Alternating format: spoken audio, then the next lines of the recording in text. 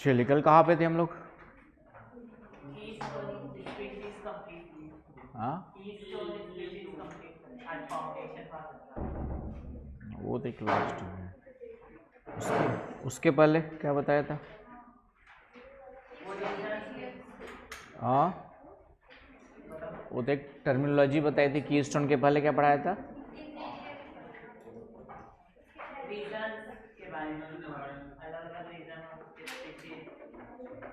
अच्छा biogeographical reason हो गया था ना। ठीक समझ गया। चलिए अब आते हैं हम लोग वर्ल्ड वैश्विक जैव विविधता, वर्ल्ड बायोलॉजिकल डाइवर्सिटी में आते हैं।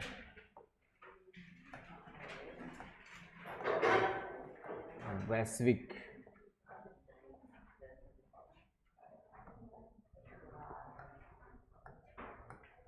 वर्ल्ड्स बायोलॉजिकल डाइवर्सिटी,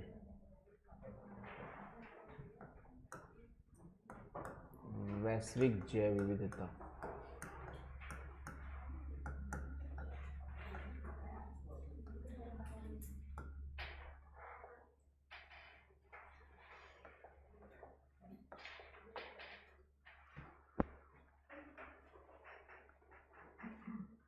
चलूं आगे।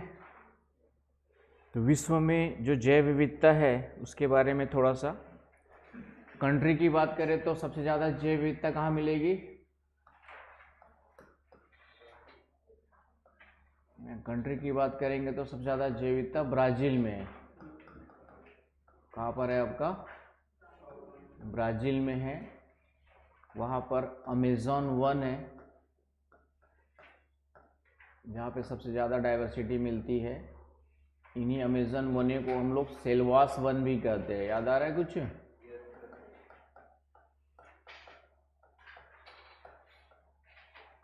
सेल्वास वन भी कहते हैं। तो ये है आपका। इसके बाद सेकंड नंबर पे इंडोनेशिया वगैरह आ जाएगा। इंडोनेशिया वगैरह रीजन में, इंडोनेशिया इक्वेटोरियल रीजन है। इंडोनेशिया भी आपके जो है आइलैंड्स भी है, तो इस कारण से वहाँ पर भी डाइवर्सिटी क्या मिलेगी आपकी? ज़्यादा मिलती है, राइट। तो ये सब आ जाते हाईएस्ट में आपके जो है इन सब में। कांगो, जो कांगो बेसिन है, कांगो रीजन है यहाँ पर अफ्रीका में, ये भी इक्वेटोरियल में आता है। यहाँ पर एक कांगो रीजन है, ये वाला पोर्शन। तो कांगो क्षेत्र भी ये सबसे जैव विविधता वाले क्षेत्रों में आता है। कांगो रीजन यहाँ का, कहाँ का? अफ्रीका का। आ रही बात समझ में? ये भी इक्वेटोरियल में आता है। तो इस तरीके से इस ये पूछेगा आपका जो है, तो ये ब्राज़ील आ जाएगा, याद रखना है। अब आपके पूरे वर्ल्ड के बारे में पढ़ते हैं। ब्राज़ील में अकेले जो है 15 से 20% नॉन स्पीसीज में आ जाते हैं। 15 से 20% वर्ल्ड की जितने भी नॉन स्पीसीज है उसका 15 से 20% अकेले कहाँ मिलते हैं आपके जो है? नॉन का मतलब जिसके बारे में हमें पता है, उसका 15 से 20% ब्राज़ील में ही मिल जाते हैं।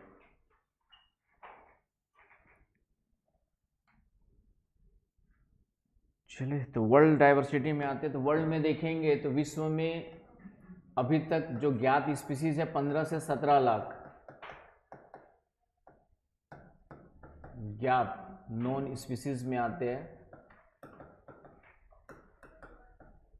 पूरे पृथ्वी पर अभी तक ज्ञात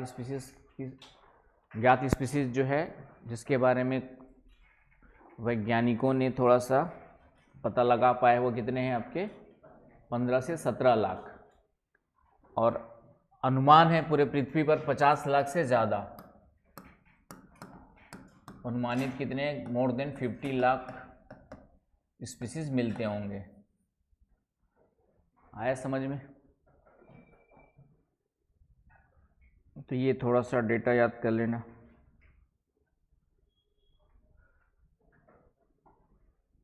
सबसे ज़्यादा पृथ्वी पर जो स्पीसीज है वो कीट, इंसेक्ट्स, सबसे ज़्यादा में संख्या देखेंगे तो किसकी मिलती है?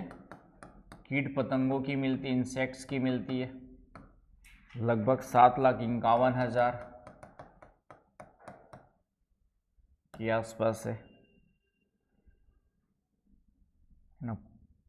प्लांट्स आपके जो जितने भी प्लांट्स है पादप है वह 2,50,000 के आसपास मिलते हैं।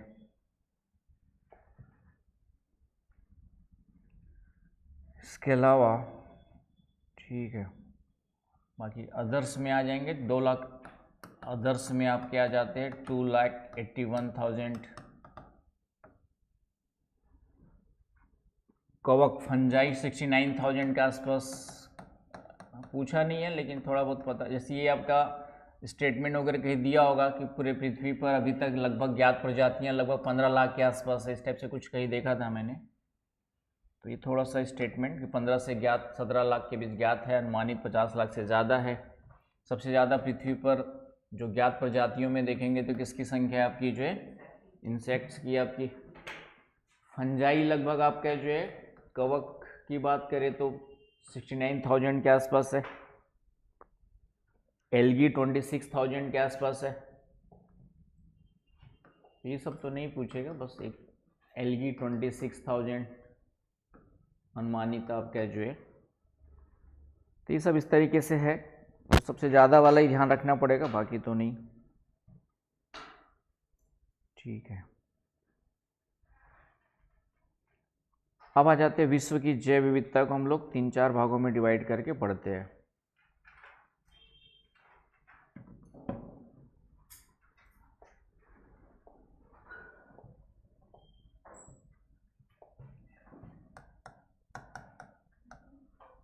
वर्ल्ड बायोडाइवर्सिटी को तो सबसे पहले अत्यधिक जैव विविधता वाले क्षेत्र, हाईएस्ट बायोडाइवर्सिटी रीजन में कौन कौन से आएंगे देखेंगे। अत्यधिक, फिर अधिक, 4 भागों में डिवाइड करके पढ़ते हैं, है ना। आपके जो है हाई, फिर आपका कम, लेस, और फिर सबसे न्यूनतम, मिनिमम।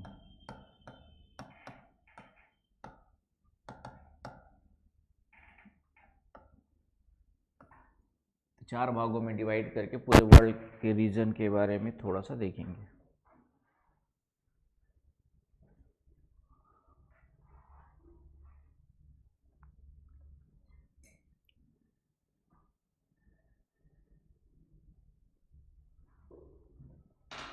चले, तो अत्यधिक में कौन आएंगे, एक तो विषुवतरेखीय उष्णकटिबंधीय वर्षावन वाले क्षेत्र आ जाएंगे, ट्रॉपिकल एवरग्रीन फॉरेस्ट आ जाएंगे। तो वर्ल्ड के जितने भी उष्णकटिबंधीय वर्षावन वाले क्षेत्र है including equatorial, tropical, rain forest, यहाँ पे बायोडाइवर्सिटी ज़्यादा क्यों होती है, क्लियर है आपका, सालों भर बारिश होती है, टेम्परेचर सालों भर आपके जीव जंतु वनस्पतियों के विकास के लिए फेवरेबल होता है कि नहीं। मतलब कॉरेंट भी याद रखना है, सिर्फ रटने से काम नहीं चलेगा। यहाँ पे रेनफॉल क्या होती है, वर्ष भर होती है, साल भर बारिश होती है।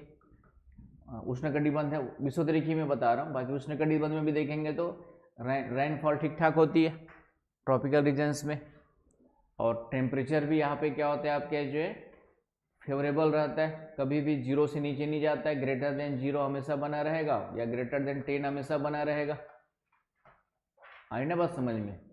ट्रॉपिकल रीजन्स में 35 से ज़्यादा जाएगा नहीं, तो इस कारण से फेवरेबल कंडीशंस रहती है सालों भर जीव जंतु वनस्पतियों के विकास के लिए। तो इसलिए यहाँ पे क्या मिलेगा आपका, बायोडाइवर्सिटी ज़्यादा मिलती है।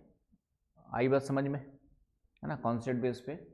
दूसरा आपका जितने भी प्रवाल भित्ति क्षेत्र है, बताया था सागर के अंदर, ओसनिक प्रवाल भित्ति कोरल रिफ्स वाले रीजन हो गए, यहाँ पे तो नेचुरली क्या मिलेगा, बायोडाइवर्सिटी ज़्यादा मिलती है, आ जाएगी। तो प्रवाल रिफ वाले रीजन हो गए आपके जो है, बताया था ना, सागरी वर्षा वन कहते हैं, इसीलिए इनको क्या कहते हैं, ओसनिक रेन फॉरेस्ट कहते हैं, बताया था। जसियानो बताया था कि नहीं बताया था। तो यहाँ पे क्यों मिलते हैं? क्योंकि यहाँ पे मछलियाँ होती हैं, मछलियों पर डिपेंड अन्य मछलियाँ होती है, एल्गी होते हैं। तो कोरल रिप्स वाले जितने भी रीजन्स है, और कोरल रिप कहाँ कहाँ मिलता है पूरा बता ही दिया था मैंने, पूरे वर्ल्ड में। साउथ ईस्ट एशिया वाला पूरा पैसिफिक ओशियन है कि नहीं, ऑस्ट्रेलिया के ईस्ट में है ना, ऑस्ट्रेलिया के नॉर्थ ईस्ट में आपका जस्ट यहाँ पर आपका पूरा का पूरा कौन सा, यहाँ पे ग्रेट बैरियर रीफ, ये पूरा का पूरा आएगा, तो सब देख ही लिए। तो वहाँ पर आपका बायोडाइवर्सिटी ज़्यादा मिलेगी, राइट। फिर उसके बाद जितने वेटलैंड्स है, आर्द्र भूमि, आर्द्र भूमियों में, वेटलैंड्स में बायोडाइवर्सिटी ज़्यादा मिलती है ना। वेटलैंड्स पढ़ेंगे अभी अलग से टॉपिक, वेटलैंड्स क्या होते हैं अलग से ही पढ़ेंगे। वेटलैंड्स सामान्य शब्दों में वेटलैंड्स का मतलब जहाँ पे मोस्ट ऑफ द टाइम नमी बनी रहती है लैंड में, तो ये स्थल और जल के संक्रमण क्षेत्र होते हैं। आर्द्र भूमि का मतलब क्या हो गया, स्थल प्लस जल दोनों का संक्रमण क्षेत्र, ट्रांजिशन जोन, समझ में आया? ट्रांजिशन जोन बिटवीन या ऑफ लैंड एंड वाटर, समझ में आ रहा है ना भाई? तो जैसे झील है, तो झील के आसपास का क्षेत्र हमेशा नमी रहेगा, तो झील हो गया, तो झील के साथ जो लैंड लगा हुआ यहाँ पर, तो यहाँ पर भी नमी लगी रहेगी, तो लैंड और वाटर का एक कंजर्वेशन रीजन हो गया आपका, जो वेटलैंड हो जाएगा।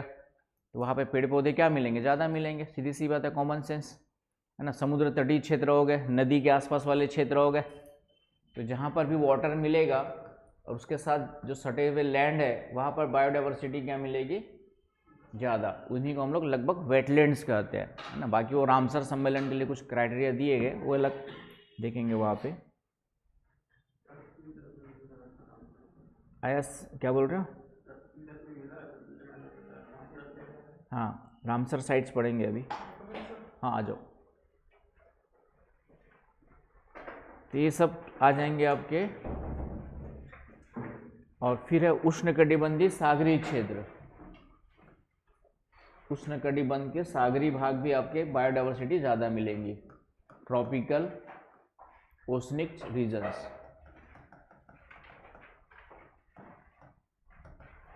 ट्रॉपिकल ओशनिक रीजन, तो यहाँ पर भी बायोडाइवर्सिटी ज़्यादा मिलेगी।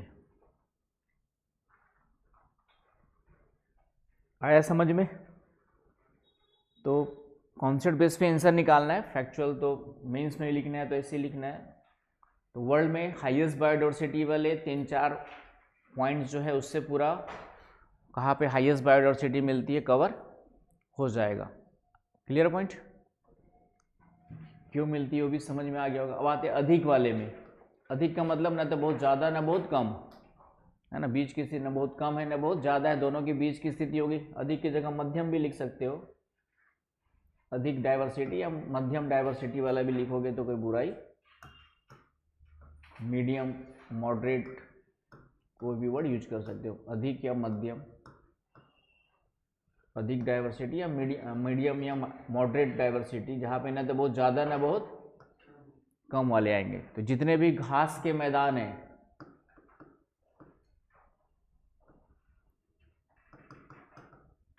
जितने भी ग्रासलैंड्स है, चाहे वह टेम्परेट हो चाहे, है ना, शीतोष्ण घास के मैदान हो चाहे आपका ट्रॉपिकल हो, उष्णकटिबंधीय हो, उसमें जो बायोडाइवर्सिटी क्या मिलेगी, ठीक ठाक मिलेगी।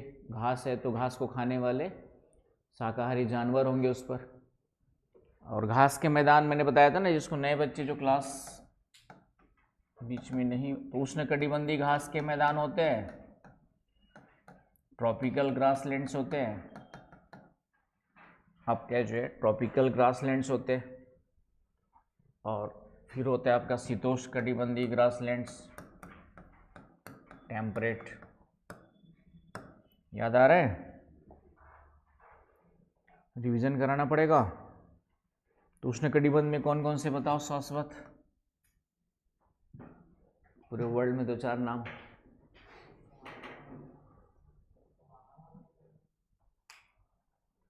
हाँ, सवाना तो है ही है, सवाना सबसे बड़ा उष्णकटिबंधीय घास का मैदान, इसलिए उष्णकटिबंधीय ग्रासलैंड को सवाना टाइप बोलते हैं हम लोग, इसलिए इन्हीं को सवाना प्रकार बोल देते हैं। सवाना कहाँ मिलता है?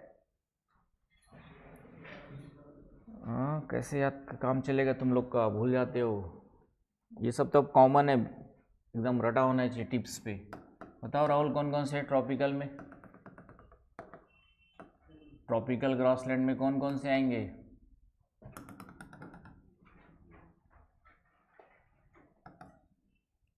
खुशबू,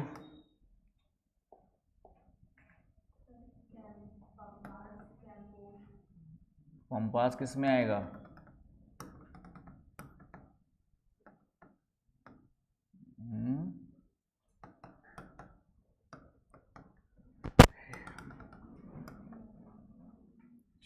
इसलिए टाइम ज़्यादा लगे। बताओ विशाल,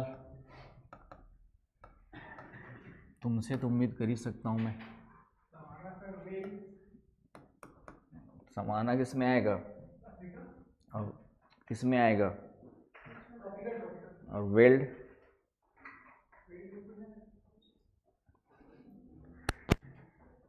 कैसे काम चलेगा भाई? ये सब तो पता होना चाहिए।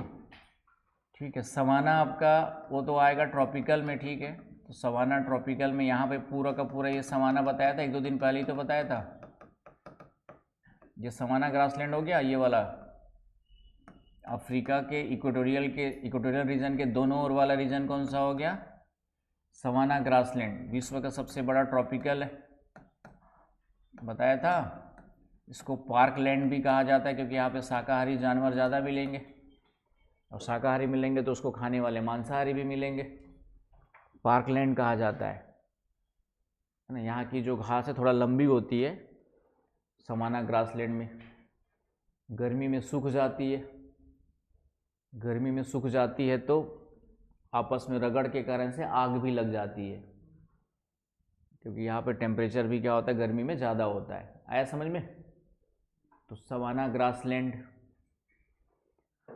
इसके अलावा ट्रॉपिकल में आपका है कैंपोज, ब्राज़ील में। ब्राज़ील में कौन सा है आपका जो है? कैंपोज। एटलस जाके देखना, देखते तो होगे नहीं। ब्राज़ील में कैंपोस है। वेनेजुएला में कौन सा है? कौन सा है? लाओस नहीं, लानोस। ठीक है, लानोस है आपका जो है। और इसके अलावा बताओ।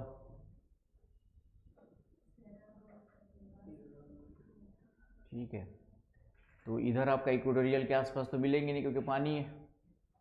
तो ये 3 आपको नाम बताए थे मैंने ट्रॉपिकल वाले। ये 3 मेनली कौन हो गए आपके? ट्रॉपिकल वाले ग्रासलैंड्स हो गए। क्लियर हुआ? उसके बाद आ जाओ टेम्परेट वाले में। तो टेम्परेट वाले में पंपास। पंपास आपका सॉरी अर्जेंटीना में यहाँ पर है। पंपास कहाँ पर है आपका? अर्जेंटीना में, ब्राज़ील में नहीं है। हाँ, कैंपोस ब्राज़ील में है।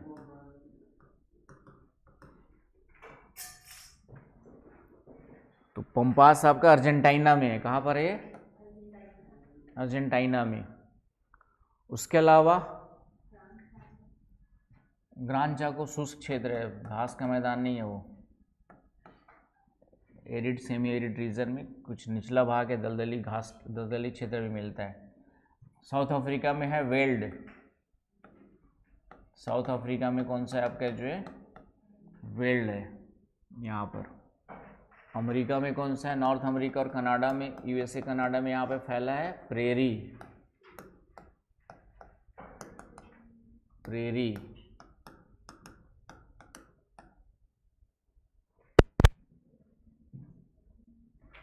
टेम्परेट शीतोष्णकटिबंधीय में आएगा। इसके अलावा ऑस्ट्रेलिया में यहाँ पर है डाउन्स। ऑस्ट्रेलिया पे क्या आपका जो है? डाउन्स है।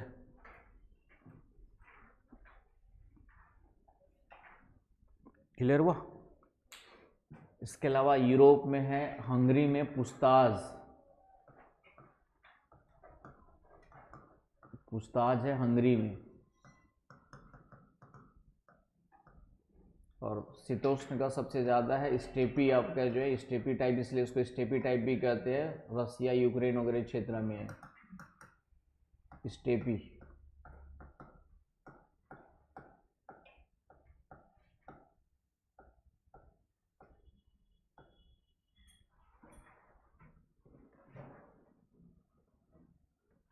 क्लियर हुआ? तो इन घास के मैदानों में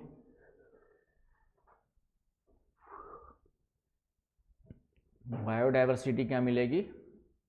ठीक ठीक है, अधिक है, मॉडरेट है, मध्यम है। क्लियर है? तो ये घास के मैदान हो गए। फिर मानसूनी प्रदेश, समझ में आ गया ना?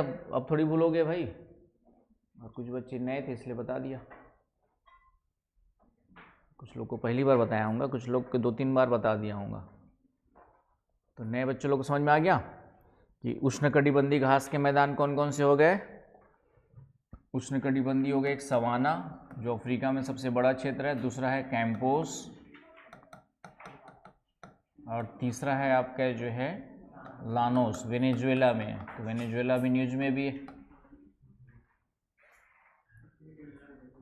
ठीक है, लिख लिया सभी लोगों ने? बना लिया ना? सबका हो गया? छूट गया? जल्दी से जल्दी बनाओ। हो गया? शीतोष्णकटिबंधीय में बताई दिया कौन कौन से हो गया आपका? शीतोष्णकटिबंधीय में प्रेरी, पंपास, प्रेरी यूएसए और कनाडा दोनों में पड़ेगा, थोड़ा सा कनाडा में भी पड़ेगा।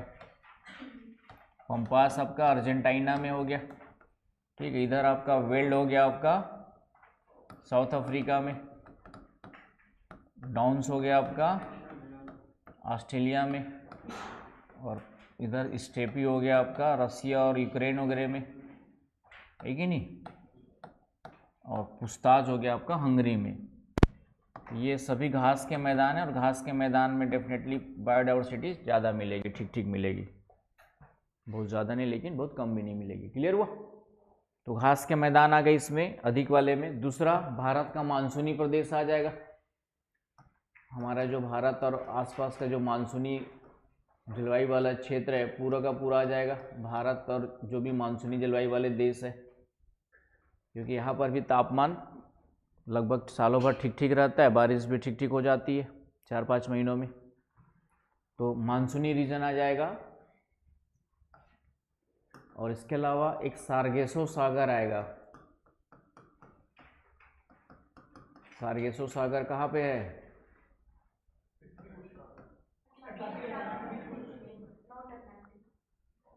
ठीक है, नॉर्थ अटलांटिक। बाकी विशेषताएं भी कुछ दिनों पहले ही पढ़ा है, नहीं पता है तो फिर। तो ये सार्गेसो, वहाँ पे घास मिलती है, सार्गेसम नामक घास बताया था, समुद्री घास, सार्गेसम करके समुद्री घास मिलती है, जिसके कारण से बायोडाइवर्सिटी यहाँ पे क्या मिलती है? सार्गेसम समुद्री घास। तो इसलिए वहाँ पे शाकाहारी मछलियाँ होंगी तो ये सभी क्षेत्र आएंगे जहाँ पे बायोडाइवर्सिटी क्या होगी आपकी ठीक ठाक मिलती है। तो ये हो गया आपका जो है, कम में आ जाएंगे, आपका कम में आ जाओ। तो कम वाले में उपध्रुवी क्षेत्र आएंगे। उपध्रुवी मतलब ध्रुव के चारों, ध्रुव के निकट वाले क्षेत्र, उपध्रुवी सब पोलर रीजन, मतलब साल भर बर्फ नहीं रहेगी यहाँ पे, कुछ गर्मी के दिनों में थोड़ा बहुत बर्फ पिघल जाएगी। तो सब पोलर रीजन आ जाएंगे, उपध्रुवी क्षेत्र। और मरुस्थलीय क्षेत्र भी इसमें आ जाएंगे, उपध्रुवीय मरुस्थलीय क्षेत्र।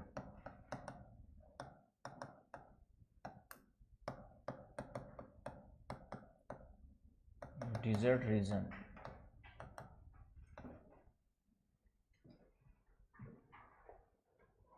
आया समझ में? तो ये डिजर्ट रीजन भी आएंगे। डिजर्ट में न्यूनतम नहीं होगा, कुछ ना कुछ तो मिलते हैं, पेड़ पौधे जीव जंतु तो मिलते हैं ना वहाँ पे। और न्यूनतम में फिर आएंगे आपके अत्यधिक कम वाले में पूरा टुंड्रा क्षेत्र आएगा जहाँ पे सालों भर बर्फ जमी रहती है। टुंड्रा हिमाच्छादित क्षेत्र सालों भर जहाँ पे आइस कवर्ड होता है।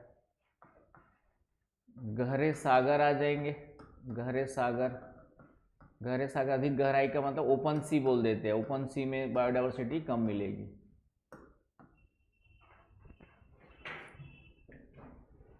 आया समझ में?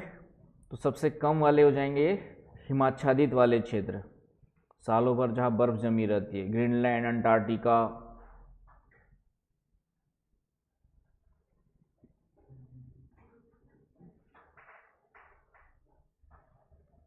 तो ये हो गया आपका वर्ल्ड में बायोडाइवर्सिटी के बारे में कुछ क्वेश्चन आएंगे, तो इसके बेस पर आंसर निकालना होगा। आया समझ में? वर्ल्ड के कॉन्टेक्स्ट में यदि कोई ज्योग्राफी बायोडाइवर्सिटी रिलेटेड क्वेश्चन आता है तो इसके कॉन्टेक्स्ट में निकालना होगा। तो यहाँ तक कोई डाउट, कोई समस्या है तो बताएं।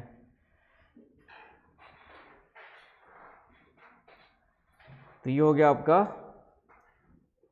World biodiversity. क्लियर? चलिए अब आते हम लोग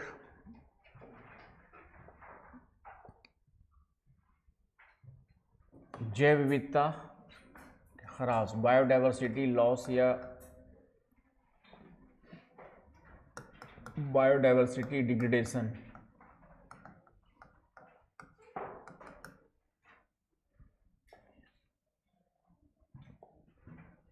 जैव विविधता ह्रास या क्षय है ना, ये वर्ड यूज करते हैं, ह्रास या क्षय। इंग्लिश वर्ड कौन सा है आपका? डिग्रेडेशन या लॉस ऑफ बायोडाइवर्सिटी भी हो सकता है, लॉस वर्ड भी यूज कर सकते हैं, LOSS।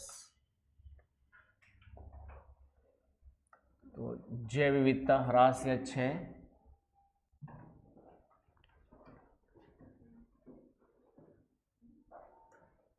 तो इसकी एक लाइन परिभाषा,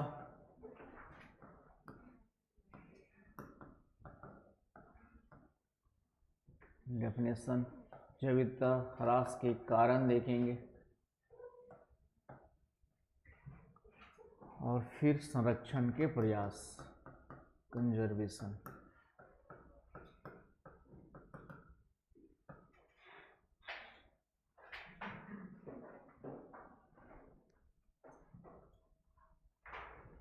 तो जैव विविधता ह्रास का सिंपल सा मतलब है प्रजातियों का विलोपन, है ना। कारण कुछ भी हो सकता है, किसी भी कारण से, चाहे प्राकृतिक या मानवीय,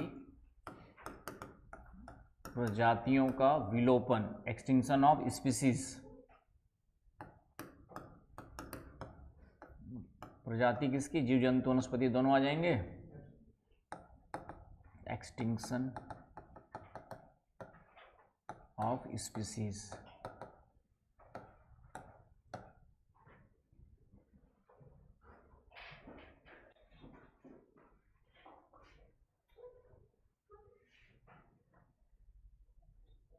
क्लियर हो पॉइंट?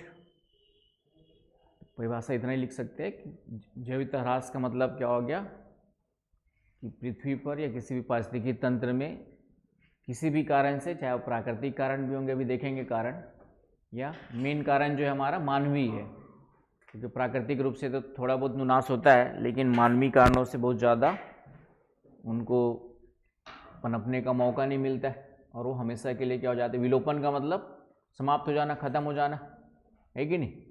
विलोपन का मतलब ये होता है। तो प्रजातियों का विलोपन,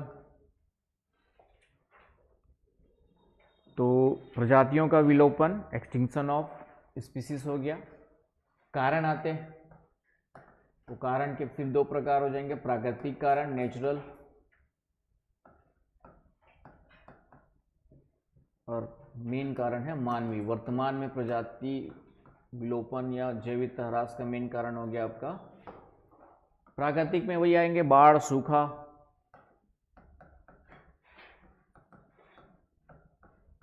है ना, बाढ़, सूखा, ज्वालामुखी, कहीं पे ज्वालामुखी उद्गार हो गया तो ज्वालामुखी क्रिया होगी, वॉल्केनो इरप्शन होगा। ठीक है। प्राकृतिक कारण से भी क्लाइमेट चेंज होता है, हिमयुग, जैसे हिमयुग आया था आपका जो प्राकृतिक कारण में। महाद्वीपों का विस्थापन भी लिख सकते हैं ना, महाद्वीपों का विस्थापन भी एक कारण है। पहले कुछ और था, आज कुछ और हो गया, तो क्लाइमेट चेंज हो गया। Shifting of continents, shifting of continents. तो नेचुरल कॉजेस में सब आ जाएंगे। प्राकृतिक रूप से भी आग लगती है, आग लगेगी या लगाई जाएगी, तो नेचुरल फॉरेस्ट फायर भी डाल सकते हो। और बाकी मानव कारण से भी लगती है, गैस सिगरेट बीड़ी पीते पीते वही फेंक दिए जंगल में, पिकनिक मनाने गए और आग बुझाना भूल गए, है कि नहीं? तो भी हो सकता है कि नहीं हो सकता है भाई? तो उसके कारण से फिर हम लोग भी, जैसे देखा होगा, महुआ वगैरह बिनने का टाइम आता है तो गांव में आग लगा देते हैं ज़मीन साफ करने के लिए। ध्यान दियो गांव में रहने वाले लोग, हाँ, तो उसके कारण से भी आग लग जाती है। तो मानवीय कारण में भी आता है, दोनों, आग में दोनों आ जाएगा। तो इन सब प्राकृतिक कारणों से भी, लेकिन ये प्राकृतिक कारण एक तो सीमित क्षेत्र के लिए, सीमित समय के लिए होते हैं, है कि नहीं? जो नेचुरल कॉजेस है वो क्या होते हैं आपके, जो है एक पर्टिकुलर सर्टेन टाइम के लिए होंगे और सर्टेन रीजन में ही इफेक्टिव होते हैं। पूरे वर्ल्ड या पूरे विश्व के लिए उतना मायने नहीं रखते हैं। और फिर से क्या होता है, एक समय के पश्चात फिर से रिकवर कर लेते हैं। तो नेचुरल कॉजेस उतना ज़्यादा बायोडाइवर्सिटी लॉस के लिए, प्रजातियों के विलोपन के लिए रिस्पॉन्सिबल नहीं होते हैं, थोड़ी समय के लिए भले ही क्या करते हैं, प्रभावित करते हैं। आगे बात समझ में? तो वर्तमान में जो मेन कारण, वर्तमान जो कारण है जैव विविधता ह्रास का, जैव विविधता नुकसान का, वह किसके कारण से है? वर्तमान में हम लोग के कुकर्म है, हम लोगों के जितने भी कुकर्म करते हैं सबके कारण से। पेड़, कुकर्म के लिए सबसे पहले पेड़ ही काटते हैं। कोई भी काम की शुरुआत करनी हो तो क्या करते हो अभिषेक? खेती किसानी करनी हो तो क्या करोगे? सबसे पहले जंगल ही काटते हो ना। खेती की जमीन कहाँ से मिलेगी? खेती की जमीन कहाँ से मिलेगी? खेतों को साफ करके, है कि नहीं? तो इस तरीके से शुरुआत वहीं से होती है। तो मानवीय कारण में सबसे पहला कारण आ जाएगा, है ना, मानवीय कारण में सबसे पहला कारण जो हम लोग लिखते हैं उसको कहते हैं प्राकृतिक आवासों का विनाश।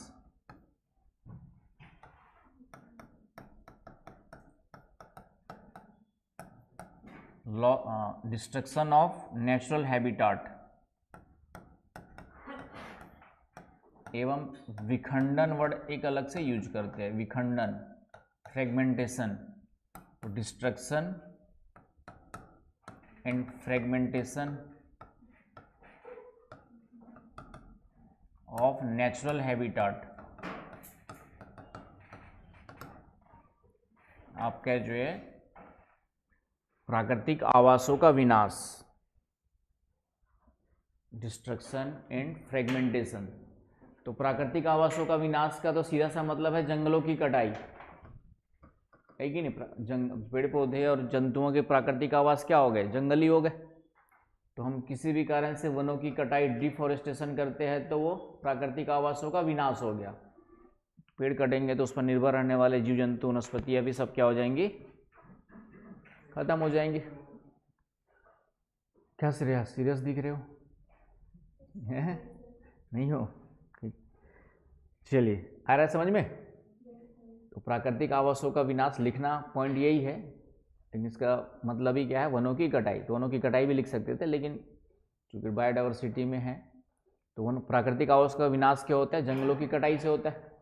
और मैंने कहा ना, कुछ भी काम करना सबसे पहले क्या काटते हैं हम लोग? जंगल। रोटी चाहिए तो जंगल काटेंगे, कपड़ा चाहिए तो जंगल काटेंगे, और मकान चाहिए तो जंगल काटते हैं, है कि नहीं? घर में गाड़ी खरीद लिए तो पार्किंग बनाना है तो पहले पेड़ काटेंगे, यदि पेड़ होगा तो जगह बनाने के लिए। तो हम पेड़ों को ऐसे काट दें जिसको कोई इंपॉर्टेंस लाइफ में, जबकि उल्टा होना चाहिए। समझ गए ना भाई। इसलिए जब भी घर बनाओ तो कम से कम आसपास इतनी जगह छोड़ो कि 2-4 पेड़ उगा सको, है ना। मस्ट भले थोड़ा सा घरों की साइज है, थोड़ा सा क्या कर लो, छोटा कर दो। आया समझ में? क्योंकि पेड़ रहेगा तो फिर गर्मी भी कम लगेगी, बिजली बिल भी कम आएगा। 2-4 पेड़ आपके घर के आसपास लगे हैं, मान लेते हैं, जैसे ये बिल्डिंग है, इस बिल्डिंग के आसपास 2-4 पेड़ लगे होंगे, इस बिल्डिंग का टेम्परेचर ऑलरेडी क्या होगा, कम होगा। ठीक है, एसी का बिल, बिजली का बिल कम आएगा, फिर शुद्ध हवा अलग से मिलेगी, है ना। कुछ खतरा भी हो सकता है, फिर सांप बिच्छू वगैरह भी थोड़ा ज़्यादा आएंगे लेकिन ठीक है, उससे डरने की ज़रूरत नहीं है, वो नुकसान नहीं पहुंचाते, वो आएंगे नहीं उसके लिए। ठीक है, मैंने कहा ना, प्रकृति आपको कभी जानबूझ करके नुकसान नहीं पहुंचाती, वो जब तक कि तुम उसको नुकसान ना पहुंचाओ। समझ गए? तो सांप भी ज़बरदस्ती नहीं काटेगा जब तक कि किसी कारण से अचानक से पैर न पड़ गया उसके ऊपर या फिर न हो गए, तो अदरवाइज वो भी। तो घर के अंदर सांप घुस आते हैं ना कभी कभी, तो वो हमारे उसका जंगल हमने काट दिया, जहाँ पे घर था वहाँ पर रहता था बिल बना करके, अब उसको हमने बिल्डिंग बना दी, तो सांप जाएगा कहाँ? फिर ढूंढते ढांढते सोचेगा कहीं तो बिल होगा, कहीं गायब हो गया होगा करके ढूंढते ढांढते तुम्हारे घर के अंदर घुसेगा फिर वो। तो वो उनका इकोलॉजिकल नीड्स वर्ड बताया था ना मैंने, नहीं बताया था क्या? एक वर्ड नोट कर लो साइड में, इकोलॉजिकल नीड्स बताया था क्या?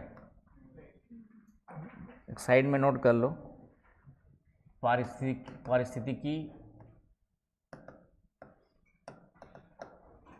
इसको नीड्स पढ़ते वैसे तो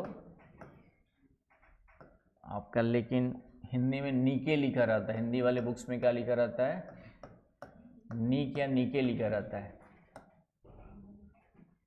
इकोलॉजिकल नीड्स, तो इकोलॉजिकल नीड्स क्या होता है, कि क्या होता है बताओ विशाल बाबू?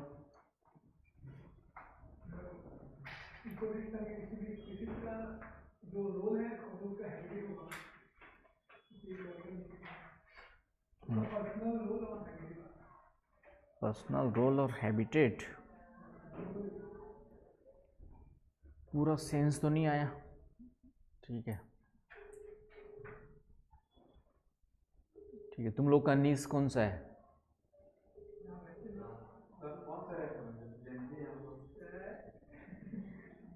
तो जेनजी का नीस बता दो। हाँ सुनील, पानी की बोतल देना यार।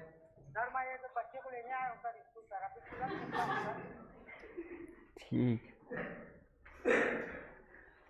तो बता दो जेनजी का नीस बता दो। नीस शब्द से क्या समझते हो? इंग्लिश वाले कम से कम बता दो, हिंदी वाले तो नहीं समझ रहे होंगे, मैं समझ रहा हूँ।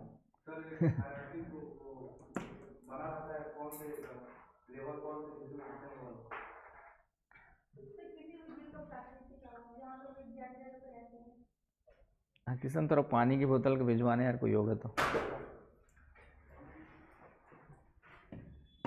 ठीक है, नीस का मतलब होता है एक दायरा, है ना, सीमा, उसके कंटेक्स्ट लिए यूज करते हैं, है ना। सब एक नीस क्रिएट करना पड़ेगा, ये वर्ड भी कॉमन वर्ड यूज करते हैं हम लोग सोशल मीडिया के लिए, यूट्यूब के लिए, कि नीस बढ़ानी पड़ेगी, नीस क्रिएट करना पड़ेगा। सुना है नहीं सुना है कभी वर्ड शाश्वत? नहीं, ठीक है, टेक्नोलॉजी वाला सुना होगा, वो क्या नाम है, विकास। एनीवे, तो यहाँ पे नीस का मतलब एक सीमा या दायरे से होता है। जैसे आप लोग का नीस क्या है, आप लोग का नीस का मतलब यहाँ पर है कि आप लोग भी एक दायरे में रहते हो, है ना। आपका एक घर है, तो कहीं पे भी घूमोगे फिरोगे और जा करके रात में अपने घर में ही जाओगे, पड़ोसी घर जाओगे तो ठीक है, पीटे जाओगे, है ना। और आप लोग को घर वाले ने एक बोला होगा कि भाई बिलासपुर से बाहर बिना परमिशन के या घर से कहीं भी जाओ तो एक बार बता दिया करो, ज़्यादा दूर नहीं जाना है। छोटे छोटे बच्चे, मेरा अभी 10 साल का बेटा है, बड़ा छोटा वाला, तो उसको हम बता दें भाई इस गली से बाहर नहीं जाना है, रोड की सीमा, रोड में नहीं जाना है, तो उसका नीस क्या हो गया, तो आसपास के जहाँ तक बताया गया उसको उस रोड को क्रॉस नहीं करना है, उसके अंदर ही उसको खेल कूद करके घर के अंदर अपने वापस आना है। यही हुआ ना भाई? तो उसी प्रकार जितने भी सागर में प्रजातियां रहती है, सागर बोलता हूँ, पारिस्थितिकी तंत्र में जीव जंतु वनस्पति रहते, सब बहुत सारे रहते। वनस्पति तो अपनी जगह रहेगी, खास करके जीव जंतु, तो वो पूरे इकोसिस्टम में कहीं पर भी नहीं रहते। उनका भी एक निश्चित क्षेत्र क्या होता है, रहता है, जिसके अंदर ही वो जीवन यापन करते हैं, जिसके अंदर ही वो क्या करते हैं, आपके जो है अपना लाइफ सर्वाइव करते हैं। उस एरिया को हम लोग क्या कहते हैं, इकोलॉजिकल नीश कहते हैं। मतलब 2 शेर है तो 2 शेर उस जंगल में कहीं पर भी नहीं रहेंगे, सबका दोनों का एरिया बटा होगा, बाउंड्री नहीं खींचे होंगे, लेकिन वो इस पर्टिकुलर एरिया में ही अपना शिकार करते हैं। दूसरा आ गया तो फिर दोनों में टकराव होता है। सेम स्पीसीज एक नीश में जनरली नहीं आएंगे तो टकराव होगा, संघर्ष होगा, घूमते फिरते आ गए किसी कारण से। तो आई बस समझ में। तो जो जीता वही सिकंदर उसके बाद, राइट। तो उसी को हम लोग इकोलॉजिकल नीश कहते हैं। तो इसका मतलब क्या हो गया कि किसी पारिस्थितिकी तंत्र में, लिख लीजिए, किसी पारिस्थितिकी तंत्र में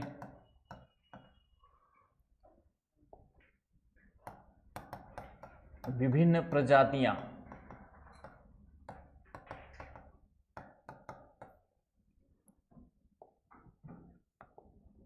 एक सीमा के अंदर ही क्या करती है, आपके जो है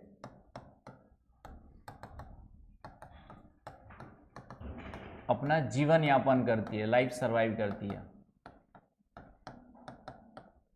उस सीमा को, इस क्षेत्र को हम लोग क्या करेंगे, आप कहेंगे आपका इकोलॉजिकल नीश कहेंगे। And in ecosystem various species expand their life in a particular boundary region. आ रही बात समझ में? तो उसको हम लोग क्या कहते हैं, इकोलॉजिकल नीश कहते हैं। हिंदी में नीके पढ़ देते हैं। तो इकोलॉजिकल नीक समझ में आ गया। तो इससे क्या होता है कि जैसे आपके घरों में बंदर आ जाते हैं, तो वो उसमें उनकी गलती नहीं है, तुमने उसके घरों में घर बना लिया। पहले वो रहते थे, अब आप में जंगल काट करके क्या बना दिया, आपने अपना घर बना लिया। उसी प्रकार सांप भी आ जाता है, तो उस सांप की गलती नहीं है, तुम्हारी गलती कि तुमने उसके बिल के ऊपर क्या बना लिया, घर बना लिया। समझ गए? गांव में तेंदुआ वगैरह घुस जाता है, शेर भी घुस जाता है, चीता भी घुस जाता है, कभी कभार तेंदुआ फ्रिक्वेंटली घुसते, तो उसमें तेंदुए की गलती नहीं है, वो उसका एरिया था, घूम फिर करके वहाँ मस्त मौला तरीके से रहता था वो। लेकिन आप अपने काट के खेती किसानी कृषि कर ली, अपना घर बना लिया, गांव बना लिया, गांव बसा लिया हमने जो है, तो अनजाने में भटकते भटकते उधर आ जाता है। फिर दोनों के बीच में संघर्ष होता है, उसको मानव जंतु संघर्ष कहते हैं। उसको क्या कहते हैं आपके जो है, ह्यूमन वाइल्ड लाइफ कॉन्फ्लिक्ट कहते हैं। वाइल्ड लाइफ क्या कहते हैं आपके जो है, कॉन्फ्लिक्ट, मानव जंतु संघर्ष, ये भी वर्ड आता है। और वर्तमान में मानव जंतु संघर्ष निरंतर बढ़ते जा रहा है। मानव जंतु संघर्ष, कभी मानव जंतु को मारता है, कभी जंतु कुछ मानवों को खा पी करके अपना नया टेस्ट लेता है। ठीक है, आता है ना, देखा होगा, तेंदुआ घुस गया गांव में, कुछ बकरी तो लेके, ठीक है, वहाँ तो कोई नुकसान नहीं है, जानवर ले गया, लेकिन कभी कभी इंसानों पर हमला करता है, इंसानों को मार देता है। तो वो इंसानों को मार रहे थे, संघर्ष हो गया। कभी इंसान घेर करके जंतु को मार देते, होता है ना, इसको कहते हैं मानव जंतु संघर्ष। निरंतर बढ़ के हो रहा है, समझ में आ रहा है, क्योंकि हम क्या कर रहे हैं, उनके जंगलों को काट रहे, वो कहाँ जाएंगे। कभी कभी हाथी का झुंड आ जाता है गांव में या खेत खलिहान में और पूरा तहस नहस मचा देता है, उसमें हाथी की कोई गलती नहीं है। अब हमने उनके घरों को क्या कर दिया, तुम्हारे घर को कोई तोड़ दे तो बौरा जाओगे ना। तो वैसे हाथी के जंगलों को हमने काट दिया, तो बेचारों को जहाँ घूमने फिरने की जगह थी, वो जगह कुछ और मिलती है, तो उसके कारण से वो उत्पात मचाते। समझ गए ना भाई? तो ये चीज़ें है। तो इस तरीके से तो ये वाइल्ड लाइफ संघर्ष का कारण क्या है कि जो उनका इकोलॉजिकल नीश है, उसको हम लोग क्या कर रहे हैं, डिस्टर्ब करते जा रहे हैं। आए समझ में? तो यहाँ पे फ्रेगमेंटेशन का मतलब वही है। फ्रेगमेंटेशन का मतलब क्या हुआ कि एक पूरा क्षेत्र है जंगल का, ये पूरा फॉरेस्ट है, अब इस जंगल में अलग अलग प्रजातियां बिंदास होकर के रहती थी, घूमती फिरती थी। लेकिन अब हमने क्या कर दिया, जंगल के बीच में से इस तरीके से रास्ते बना दिए, यहाँ पे एक घर बना दिए, कुछ और बना दिए, पावर प्लांट्स बना दिए, कुछ और बना दिए। तो ये उसका जो प्राकृतिक आवास है वो क्या हो गया, विखंडित हो गया, ब्रेक हो गया। तो उसके कारण से अब उनको कहीं ना कहीं डिस्टर्ब होगा कि नहीं होगा, है ना। कुछ तो माइग्रेट करेंगे, लेकिन मैंने कहा ना, आपको ज़बरदस्ती माइग्रेट कराया जाए तो तकलीफ होगी कि नहीं होगी, उनको भी होती है। तो थोड़ा सा अब रात को गाड़ी चलने लग गई, यहाँ पे लाइटें लग गई, तो रात के समय उनको पता ही नहीं चलता कि रात हो गई, क्योंकि दिन शहरों के आसपास के जंगलों में वहाँ पे लाइट अभी भी दिखाई देता है। हाँ ना, बात समझ में। और गाड़ियाँ चलने लगी तो रात को हॉर्न मारा, इसलिए लिखा रहता है कि आप क्या जो है यहाँ पे जानवरों का, जंगलों का, जंगली जानवरों का क्षेत्र, गाड़ी धीरे चलाए, हॉर्न कम मारे। लेकिन लाइट तो जा ही रही है, लाइट जा रही है, तो नींद आ रही थी बेचारे को, और अचानक से लाइट हॉर्न बज गया तो नींद खराब हो गई। तो तुम लोग की नींद खराब करे ऐसी तो पागल हो जाओगे कुछ दिनों तक। नहीं होगी मैदाली पागल, 2-4-10 दिन सोने ना मिले तेरे को तो क्या कर रहे थे ठीक है। तो जानवर लोग बेचारे कुछ नहीं कर सकते, तो उन लोग मेंटली भी कहीं न कहीं तो डिस्टर्बेंस होता है, उसके कारण से उनका कहीं ना कहीं क्या होगा, विलोपन होगा। या तो एडजस्ट कर पाएंगे तो ठीक, कहीं माइग्रेट कर गए तो ठीक, नहीं तो विलुप्त हो जाते। तो इस कारण से आपका जो है विनाश होता है। तो इसका मतलब समझ गए, आपका समझ गए ना भाई। तो ये तो फ्रेगमेंटेशन का मतलब क्या है, तो इस तरीके से प्राकृतिक आवासों का विखंडन होता है। विखंडन से भी उनको नुकसान होता है, क्योंकि वे निश्चित क्षेत्र में जो घूमते फिरते थे, अब वो कहीं ना कहीं क्या हो गया, उनके लिए बंद हो गया। तो इस कारण से भी वो डिस्टर्ब हो जाते हैं। हाँ, और क्या लोग, तो और क्या लोग हैं,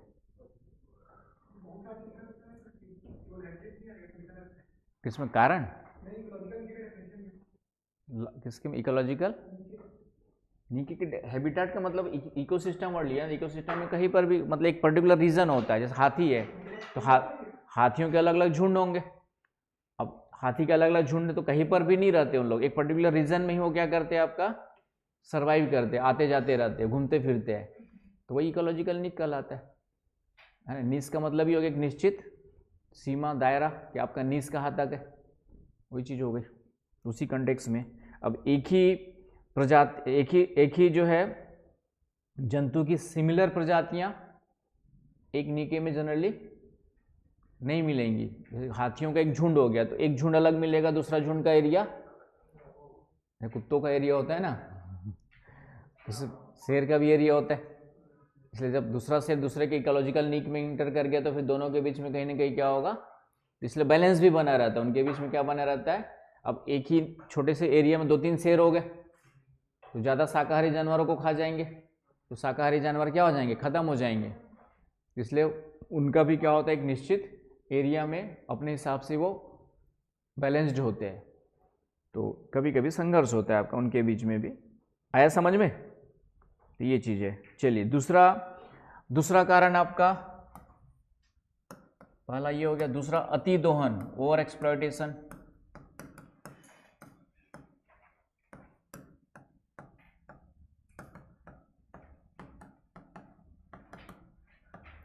ओवर एक्सप्लॉयटेशन को हम लोग किसी भी चीज़ का ओवर एक्सप्लॉयट करते हैं तो उसके कारण से क्या होगा, प्रजातियों का विनाश होता है। होगा कि नहीं होगा। बहुत ज़्यादा मिट्टी का यूज करने लगे तो मिट्टी की फर्टिलिटी क्या हो जाएगी, बहुत ज़्यादा जंगल थोड़ा बहुत काट ली और 2-4 लगा भी दिए तो नुकसान नहीं होगा, हद से ज़्यादा काट दिए तो हमेशा के लिए विलुप्त हो जाएंगे, है ना। हालांकि वन काटने से कुछ ना कुछ नुकसान तो होना ही होना है ना, पेड़ पौधे, लेकिन सीमित मात्रा में काटेंगे तो कम होगा। लेकिन पूरा का पूरा जंगल ही साफ कर दिए तो फिर वहाँ पे पेड़ पौधे भी खत्म हो जाएंगे और दूसरे जीव जंतु जो उस पर निर्भर होते थे वो भी क्या हो जाएंगे, आपके खत्म हो जाते हमेशा के लिए, है कि ना बात समझ में। तो ये अति दोहन के कारण से और एक्सप्लोरेशन के कारण से। फिर है विदेशज प्रजातियों का प्रवेश।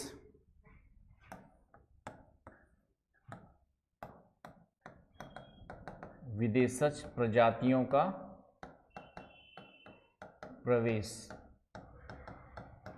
Entrance of exotic species, exotic मतलब बाहर से लाए गए, एंट्रेंस ऑफ एक्जोटिक स्पीसीज।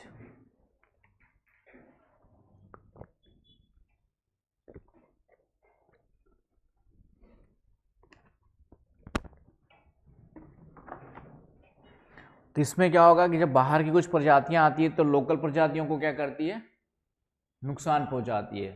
हम बाहर से कुछ, जैसे भारत में सामाजिक वानिकी कार्यक्रम के तहत यूकेलिप्टस का वृक्ष लाया गया। यूकेलिप्टस जो है अर्धशुष्क क्षेत्रों की ऑस्ट्रेलिया की मूल प्रजाति है, जहाँ पे कम बारिश होती है। यूकेलिप्टस ट्री लाया गया, वृक्ष लाया गया, उगाया गए। सामाजिक वानिकी कार्यक्रम भारत में चलाया गया था 1970s के दशक में, 80s के दशक, 70s के दशक में। सामाजिक वानिकी मतलब समाज के द्वारा वृक्षारोपण को बढ़ावा देने के लिए यूकेलिप्टस का वृक्ष लाया गया। ये मूल प्रजाति कहाँ की है, ऑस्ट्रेलिया की मूल प्रजाति है। कहाँ की मूल प्रजाति है, सब नोट कर लिया करो साइड में एग्जाम्पल के रूप में। कुछ भी जो क्लास में बताता हूँ नोट कर लो, कहीं ना कहीं काम आएगी। यूकेलिप्टस ट्री, यूकेलिप्टस नाम सुना है, यूकेलिप्टस ट्री। ये ऑस्ट्रेलिया की आपका जो है नेटिव क्या हो गई, वहाँ की स्पीसीज हो गई। उसको लाया गया भारत में, क्यों, क्योंकि कम पानी में उग जाता है। ये अर्धशुष्क वाले क्षेत्रों में वाली प्रजाति। अब उसको हम यहाँ पे उगाएंगे तो आसानी से उग जाएगा, कहीं पर भी उगाएंगे तो आसानी से उग जाता है, क्योंकि उसकी जड़ें क्या होती है, इसकी जड़ें लंबी होती है। इसकी जड़ें क्या होती है आपकी, लंबी होती है। अब ये तो उग गए, पानी का खूब यूज किया तो ग्राउंड वाटर नीचे चला जाएगा कुछ समय बाद। तो जो छोटी जड़ें वाले पेड़ पौधे वो सब क्या हो जाएंगे, सूखने स्टार्ट हो जाते हैं। आसपास के ट्रीज क्या होते हैं, उसके कारण से सूखना स्टार्ट कर देते हैं। आ रही बात समझ में। तो इस तरीके से ये लोकल प्रजाति को नुकसान पहुंचाने लगे, तो वो प्रजाति हमेशा के लिए लोकल वाली क्या हो गई, लुप्त हो जाएगी, खत्म हो जाएगी। तो इसी तरह भारत में कई सारी चीज़ें लाई गई, जैसे एक जलकुंभी, जलकुंभी नाम सुना है, दुनिया का सबसे खराब जलीय खरपतवार माना जाता है। इसको हाइसिंथ कहते हैं, इसको बायोलॉजिकली नेम में क्या कहा जाता है, हाइसिंथ, है ना। आइकॉर्निया स्पीसीज, ये बायोलॉजिकली आइकॉर्निया कुछ फैमिली होगी उसमें आता है, आइकॉर्निया परिवार का सदस्य होगा, आइकॉर्निया।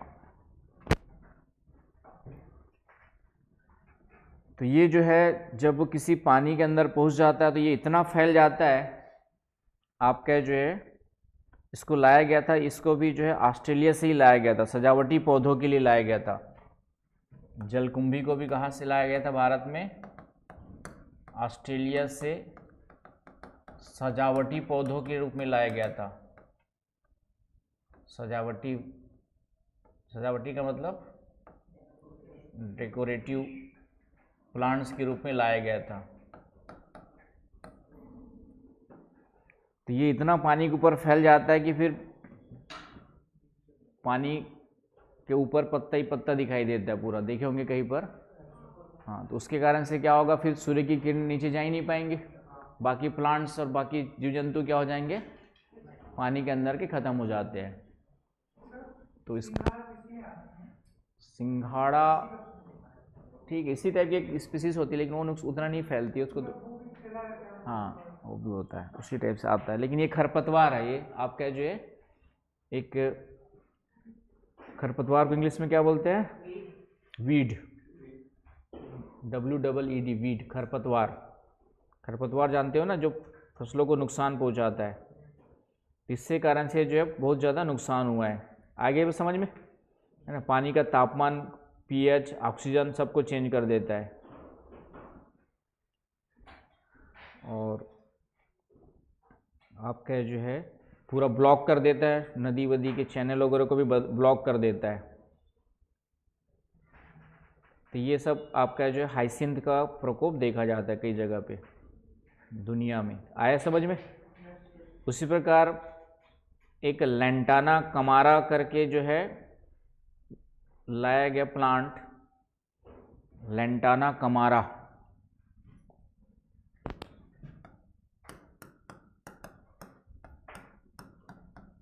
लेंटाना कमारा करके एक बाड़ लगाने के, बाड़ मतलब फेंसिंग करने के लिए, बाड़ लगाने के लिए, फेंसिंग करने के लिए आपका जो है एक लाया गया लेंटाना कमारा। ठीक है, कहाँ की मूल प्रजाति है लेंटाना कमारा? ठीक है, कौन से अमेरिका? ठीक है, लैटिन अमेरिकन देशों में, मतलब वो आपके मिडिल अमेरिका है, उन क्षेत्रों से लाया गया था, लैटिन अमेरिकन कंट्री से लाया गया था लेंटाना कमारा। तो इसके कारण से भी क्या होता है फिर आपका जो है पूरा का पूरा ये भी खरपतवार के रूप में फैल जाता है और बाकी पौधों को क्या करता है, नुकसान पहुंचाता है। ये भी खरपतवार के रूप में फैल जाता है, वीट के रूप में, और नुकसान पहुंचाता है, ये पहुंचाया है। फिर एक घास लाई गई पार्थेनियम हिस्टेरोफोरस, पार्थेनियम हिस्टेरोफोरस करके जो है एक घास की प्रजाति है, ग्रास है आपका जो है।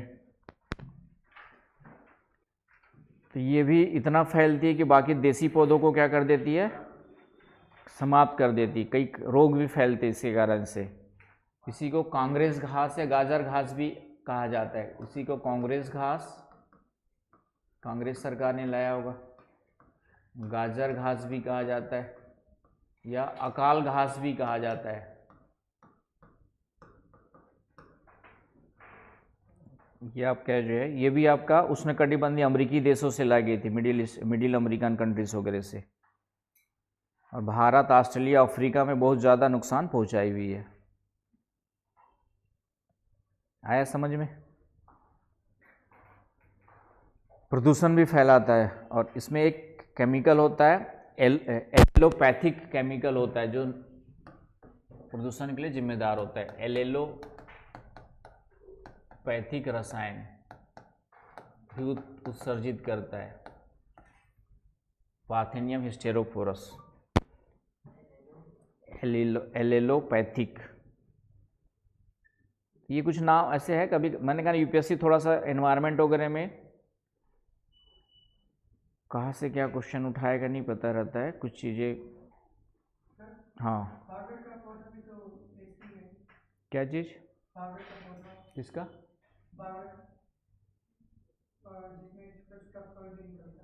ठीक है, जो भी नाम है देख लो।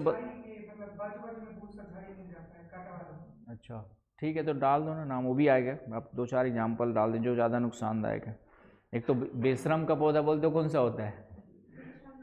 कहीं भी फैल जाता है। मेरे ख्याल से सामान्य शब्दों में जो बेशरम बोलते हैं, इन्हीं में से एक आध दो होगा, कोई काटो। ठीक है, बेशरम का पौधा बोलते हैं ना एक ठो, कहीं भी फैल जाता है, पानी के किनारे किनारे वगैरह। चलिए, तो कहने का मतलब ये है कि इस तरीके से जब बाहर से हम कुछ विदेशी प्रजातियां लाते हैं तो वो हमारी लोकल प्रजातियों को क्या करता है, नुकसान पहुंचाता है। जैसे ऑस्ट्रेलिया में एक है कि ऑस्ट्रेलिया में घास की मात्रा बढ़ रही थी, तो घास की मात्रा को कम करने के लिए उन्होंने क्या किया, खरगोश लाया यूरोप से। ऑस्ट्रेलिया में जो है घास बहुत ज़्यादा फैल रही थी, बढ़ रही थी, तो सोचे कि खरगोश ले आते यूरोप से खरगोश ला के पाला उन्होंने। लेकिन खरगोशी की संख्या इतनी बढ़ गई कि अब घास कम होने लगी, तो खरगोशों को कम करने के लिए उन्होंने फिर आपका जो है क्या बोलते हैं, यूरोपीय लोमड़ियों को लाया गया। अब जो यूरोपीय लोमड़ियाँ लाएंगे, खरगोशी थोड़ी खाएंगे, बाकी जानवर भी खाएंगे जो मिलेगा रास्ते में। तो बाकी फिर जैव विविधता क्या होने लग गई, उसके कारण से कम होने लग गई। तो इस तरीके से कभी कभी हम क्या करते हैं, एक समस्या को दूर करने के दूसरा लाते, दूसरी नई समस्या पैदा कर देता है, और इस तरीके से ऑस्ट्रेलिया में जैव विविधता क्या होने लग गया था, कम होने लग गया था। आया समझ में? चलिए, तो ये हो गया आपका कारण विदेशी प्रजातियों का प्रवेश, लिख लिया। तीसरा है पर्यावरणीय प्रदूषण, आपका एनवायरमेंटल पॉल्यूशन, प्रदूषण। तो पॉल्यूशन के कारण से, तो चाहे वह एयर पॉल्यूशन हो, चाहे वाटर पॉल्यूशन हो, सॉइल पॉल्यूशन हो, कुछ भी पॉल्यूशन फाइनली क्या करती है, बहुत ज़्यादा नुकसान पहुंचाती है बायो डाइवर्सिटी को।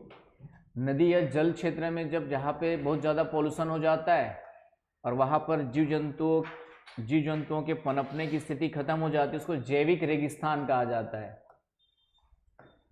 पानी के अंदर चाहे समुद्र हो चाहे नदी हो, है ना, बायोलॉजिकल डिजर्ट, जैविक रेगिस्तान। तो जैविक रेगिस्तान का मतलब क्या हुआ, जहाँ पे जीव जंतु वनस्पति नहीं मिलेंगे। रेगिस्तान का मतलब समझ ही गए होंगे, ये नदी में, झील में, जहाँ पे बहुत ज़्यादा पॉल्यूशन हो जाएगा, समुद्र के किसी क्षेत्र में, कुछ कहीं पर भी हो सकते हैं, खासकर वाटर से रिलेटेड है, तो वहाँ पे जीव जंतु वनस्पतियों के पनपने की संभावना, डेवलप होने की पॉसिबिलिटीज़, ग्रो करने की पॉसिबिलिटीज़ क्या हो जाती है, कंप्लीटली समाप्त हो जाती है। जैसे दामोदर नदी, भारत में जो है दामोदर नदी, क्योंकि पूरा दामोदर नदी कहाँ पर है आपका, दामोदर नदी किसकी सहायक है, दामोदर नदी किसकी सहायक है,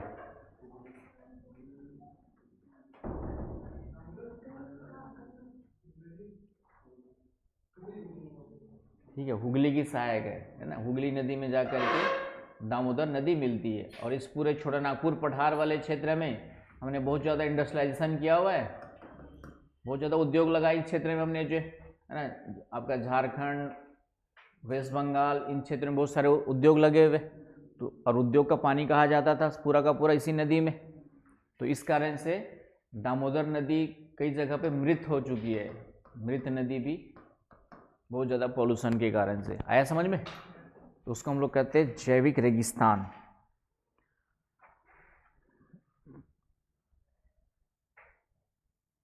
खासकर कोयला वोयला के कारण से, कोयला का जो स्लरी, कोयला से जो निकलता है स्लरी कहते हैं, वो सब कोयला को धोते हैं, साफ करते हैं, तो पूरा पानी कहाँ जाता था, इसी नदी में जाता था।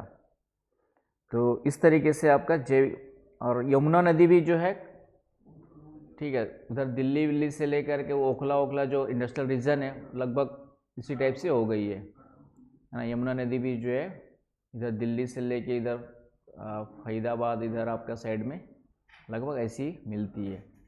अब यमुना, दिल्ली में तो देख ही रहे होंगे क्या हाल है, गवर्नमेंट चेंज हो गई लेकिन कोई फ़र्क, ठीक है, क्या फ़र्क पड़ेगा अभी, इसी चक्कर में आपकी सरकार चली गई घोटाले और उसके चक्कर में। चलिए, तो ये हो गया प्रदूषण। प्रदूषण में जैसे भारत में गिद्ध, भारत में जो गिद्ध है वह इंडेंजर्ड में आ गए हैं। वल्चर किस में आ गए आपके, इंडेंजर्ड का मतलब लगभग 70-80% प्रजातियां खत्म हो चुकी है, गिद्ध की विलोपन के कगार पर है। तो उसका कारण क्या है, एक केमिकल है डिक्लोफिनेक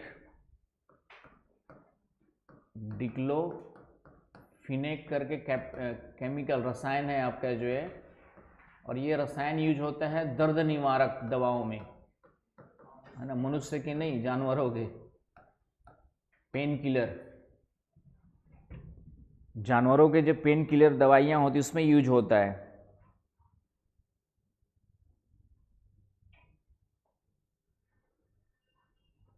आ रही बात समझ में? अब मरे हुए जानवरों को कौन खाता है, गिद्ध खाता है, तो उनके शरीर में चला गया फूड चेन के थ्रू, और उनसे उसकी किडनी फेल हो जाती है, किनकी, गिद्धों की, वल्चर की। तो इस तरीके से गिद्ध क्या होते जा रहे हैं, ख़त्म होते जा रहे हैं। आ रही बात समझ में?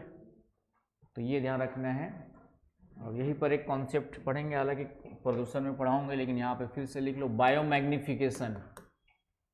बायो मैग्निफिकेशन एक कॉन्सेप्ट है, एंड बायो अक्यूमुलेशन,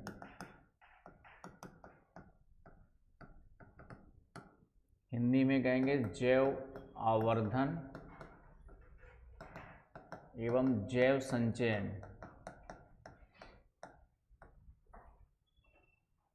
क्या होता है, कोई बताएगा?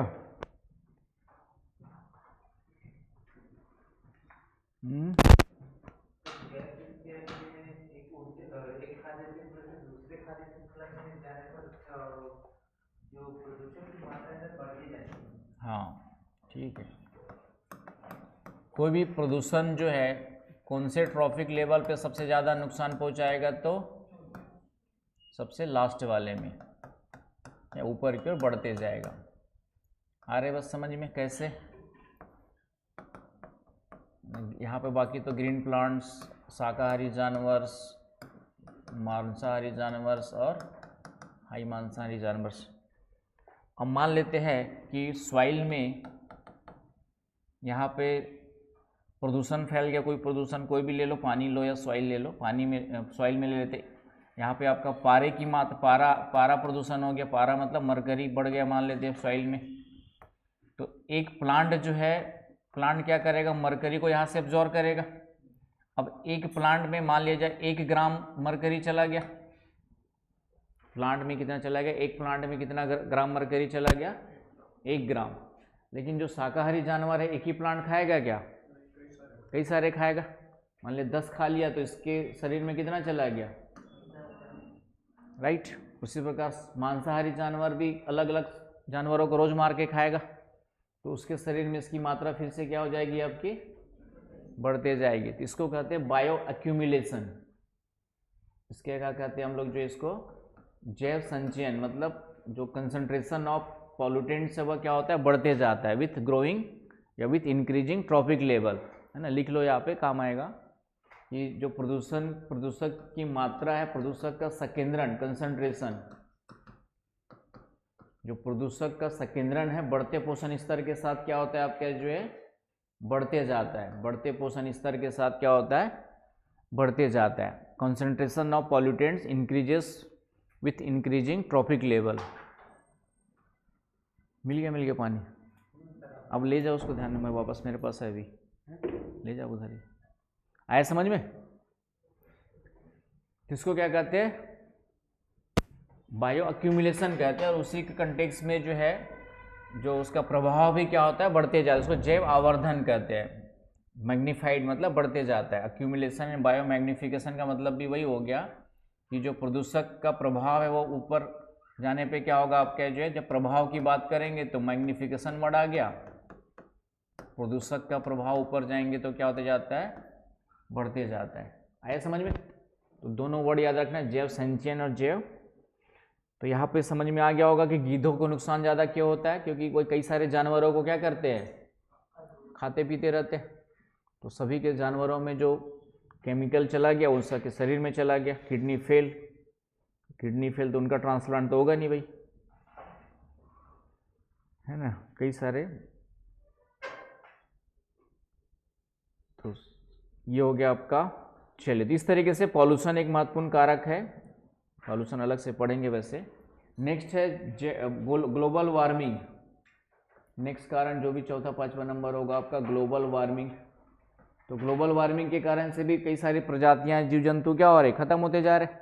जो अधिक तापमान को बर्दाश्त नहीं कर पाएंगे क्या हो जाएंगे, शहीद हो जाएंगे, है कि नहीं। और इसमें कोरल ब्लीचिंग बताया था मैंने, ग्लोबल वार्मिंग के कारण से वर्तमान में क्या हो रही है, कोरल ब्लीचिंग, प्रवाल विरंजन हो रहा है, प्रवालों का विनाश हो रहा है, पूरा डिटेल पढ़ाया था, ये पूरा का पूरा है। और बाकी जीव जंतु प्रजातियां भी नष्ट होते जा रही है। एक है सहविलुप्तता, छठवा है सहविलुप्तता।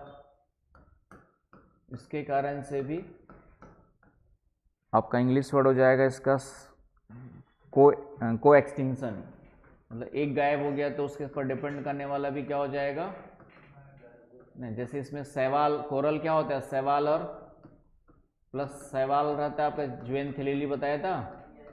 अब ये खत्म होते जाएंगे तो कोरल भी। तो उसी प्रकार जो भी डिपेंडेंट होते हैं एक दूसरे के ऊपर, परागकण कल बताया था, पॉलिनेटर्स, तितलियां खत्म होते जाएंगी तो, है ना, तितलियां कम होते जाएंगी तो पहले भौरे हुआ करते थे, भौरे आजकल दिखते हैं क्या, नहीं दिखते गाँव में, है ना, बचपन में खेलते थे हम लोग, मारते वरते भी थे, पकड़ लेते थे, उसके पूंछ के पीछे धागा बांध देते थे और छोड़ देते थे। बहुत पहले बचपन में हम लोग की बात अपनी बता। अब तो तुम लोग ठीक है। भौरा नहीं जानते? भौरा को इंग्लिश क्या होता है? भौरे के इंग्लिश में यार हिंदी भी नहीं पता है क्या? ड्रैगन फ्लाई, ड्रैगन टाइप के तो नहीं दिखते उन लोग। चलिए, तो इस तरीके से कुछ आपके जो है म्यूचुअलिज्म जो होता है उसके कारण से खत्म होते जाएंगे। आ गई बात समझ में?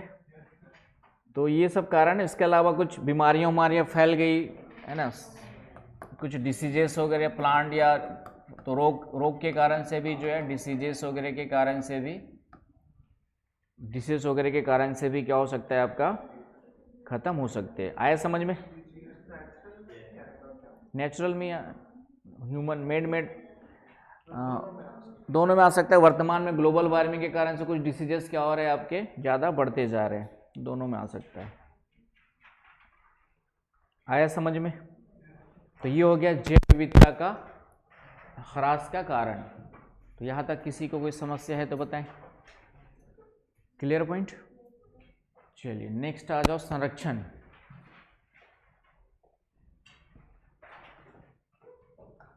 कंजर्वेशन। तो एक वर्ड यूज करते हैं हम लोग कंजर्वेशन, और एक वर्ड यूज करते हैं प्रिजर्वेशन। प्रिजर्वेशन हिंदी में संरक्षण, और एक को कहते हैं परिरक्षण। तो प्रिजर्वेशन का मतलब है प्रिजर्व करके रखना, मतलब हमेशा के लिए उसका उपयोग बंद, पूर्ण प्रतिबंध लगा देंगे। किसी चीज के उपयोग पर पूर्ण प्रतिबंध लगा देंगे तो क्या कहलाएगा? प्रिजर्वेशन, परिरक्षण कहलाएगा। लेकिन सब चीज के उपयोग पूर्ण प्रतिबंध लगा देंगे तो फिर हम जिंदा कैसे रहेंगे? तो प्रिजर्वेशन पॉसिबल नहीं है ना। वो कुछ जंतुओं के लिए, कुछ चीज़ों के लिए हो सकता है कि लग रहा है कि अब ख़त्म होने ही वाले हैं, तो उसको भले प्रिजर्व कर सकते हैं। तो इसलिए हम लोग क्या करते हैं, संरक्षण। संरक्षण का सिंपल सा मतलब होता है उपयोग के साथ साथ बचाव के उपाय। संरक्षण का सिंपल सा मतलब क्या होता है? उपयोग के साथ साथ बचाव के उपाय। Measures taken to protect along with its use, के साथ साथ बचाव के उपाय, है ना। ये सब एग्जाम में इतना ही लिखना है परिभाषा में। संरक्षण का सीधा सा मतलब क्या हो गया? उपयोग के साथ साथ बचाव के उपायों को भी ध्यान देना। आया समझ में? अब जल संरक्षण है तो जल का उपयोग कर दो। यहाँ पे जैव विविधता संरक्षण है तो क्या हुआ? जैव विविधता के उपयोग के साथ साथ उनके बचाने के उपाय भी करने पड़ेंगे। जैव विविधता का उपयोग कहाँ करते हो तुम लोग, बताओ? जैव विविधता का उपयोग कहाँ पे करते हैं? सब तो पृथ्वी से निकाल के खा रहे हो, खा पी रहे हो, दवाइयाँ बन रही है, उद्योग लग रहे हैं, सब कहाँ से निकल रहा है? जैव विविधता के तत्व हो गए ना भाई। जैव विविधता के ही पार्ट हुए कि नहीं हुए? जीव जंतु वनस्पतियों की विविधता। हम कोयला खोदाई कर रहे हैं तो क्या कर रहे हैं? पेड़ पौधे काट रहे हैं। फिर पेड़ों से हम लोग कई सारी चीज़ें लेते हैं दवाइयाँ बनाने के लिए, है कि नहीं? सांप से भी जहर निकाल लेते हैं दवाई बनाने के लिए और बहुत सारे कामों के लिए। कुछ तो नशे के लिए यूज करने लग गए लोग बाग ना। बीच में आया था ना कहीं पे सांप के नशे को यूज करने के लिए, कहीं मुंबई में पकड़ा गया था गैंग एक पूरा का पूरा। हाँ हाँ, जो भी था कौन था, कौन था ये?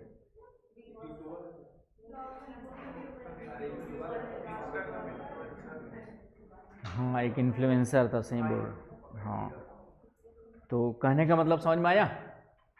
तो इस तरीके से तो जैव विविधता का ही हम लोग सब यूज कर रहे हैं। पानी भी किसका पार्ट है? पानी भी जो है जैव विविधता का ही पार्ट। मछली वछली खाते हो, जितने भी जीव जंतु खाते हो, पेड़ पौधे खाते हो, सब आ जाएंगे आपके, ठीक है। एनीवे, तो उपयोग के साथ साथ बचाव के उपाय, तो संरक्षण की परिभाषा मिल गई आपको, ठीक है। अब संरक्षण के लिए हम क्या क्या करते हैं, तो कुछ विधियां निर्धारित की गई है, मेथड्स, फिर अंतर्राष्ट्रीय प्रयास देखेंगे, इंटरनेशनल एफर्ट्स देखेंगे कि विश्व स्तर पे क्या एफर्ट्स लगाया जाए, और फिर उसी के कॉन्टेक्स्ट में राष्ट्रीय प्रयास देखेंगे, नेशनल एफर्ट्स। ठीक है, संरक्षण के लिए 3 अलग अलग डायमेंशन, 3 अलग अलग भागों में डिवाइड करके पढ़ेंगे तो पूरा संरक्षण हो जाएगा। क्लियर है पॉइंट? चलिए पहले विधियों में आ जाओ।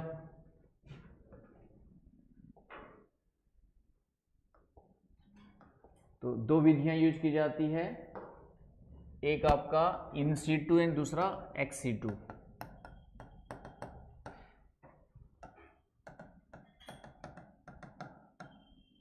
हिंदी में इसके लिए अलग अलग वर्ड यूज हो जाते हैं, एक तो स्वस्थाने है ना, एक कई जगह पे संस्थितिक वर्ड देखा था मैंने, तो हिंदी में कुछ भी हो सकता है, लेकिन ये in situ word in situ ही रहेगा इंग्लिश में, तो इसलिए कभी अधिकांशतः इन सीटू, समझदार लोग इन सीटू ही लिखते हैं, लेकिन परेशान करने के लिए गूगल ट्रांसलेट करेगा तो कुछ और कर देगा। तो इसको बहिर्स्थाने कहेंगे या असंस्थितिक, कई जगह पे ये वर्ड भी मिला था मुझे, और भी कुछ वर्ड हो सकता है। तो ये 2 विधियां फिक्स है, इंपॉर्टेंट है, यहाँ से क्वेश्चंस बनते हैं आपके प्रीलिम्स मेंस दोनों में बनेंगे। तो इन सीटू मेथड में क्या होता है, प्राकृतिक आवास में ही संरक्षण ना, जो भी जीव जंतु वनस्पति का संरक्षण करना होता हम कहाँ पे करेंगे, प्राकृतिक आवास में ही संरक्षण, conservation in their natural habitat, तो उसको हम लोग क्या कहेंगे, इन सीटू मेथड कहेंगे, conservation in their natural habitat, तो उसको क्या कहेंगे हम लोग, इन सीटू। इसका उल्टा हो जाएगा प्राकृतिक आवास से बाहर संरक्षण, अवे फ्रॉम नेचुरल हैबिटाट।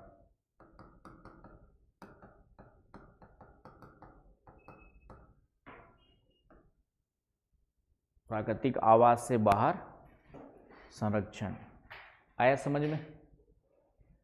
तो इन सीटू का एग्जाम्पल्स जो पढ़ेंगे, नेशनल पार्क है ना, wild life sanctuary, biosphere reserve, Hindi में लिख लो राष्ट्रीय उद्यान, वन्य जीव अभयारण्य, इसको क्या बोलते हैं, वन्य जीव अभयारण्य, वन्य जीव अभयारण्य शॉर्ट फॉर्म में अभयारण्य बोल देते हैं। और बायोस्फीयर रिजर्व का होता है जैव मंडल आरक्षित क्षेत्र, जैव मंडल आरक्षित क्षेत्र। ये सभी किसके एग्जाम्पल हो गए, इन सीटू के, है ना। इसके अलावा एक कॉन्सेप्ट पढ़ेंगे, बायोडाइवर्सिटी हॉटस्पॉट्स, ये भी इन सीटू का एग्जाम्पल में आ जाएगा, जैव विविधता हॉटस्पॉट लिख लेना।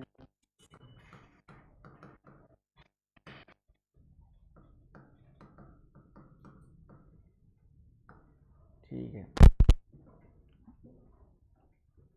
आगे बस समझ में।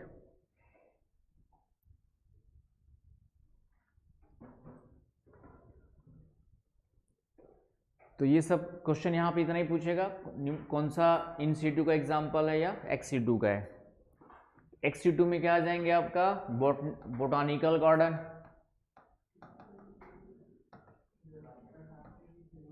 जूलॉजिकल गार्डन, जीन बैंक, बीज बैंक सब आ जाएंगे, जीन प्रिजर्व करके रखते, बीज बैंक, सीड बैंक, सीड मतलब बीज बैंक, ये तो कॉमन है, जान ही जाओगे। एक वर्ड यूज करते हैं हैचरी, ये कॉमन वर्ड नहीं है। तो हैचरी का मतलब होता है जो अंडे देने वाली चीजें होती है उसको अंडोत्पादन केंद्र कहते हैं। मछली उछली है तो मछलियों के अंडे को सुरक्षित करके रखेंगे, कुछ बछड़े या जो भी, हाँ, तो उसको हम लोग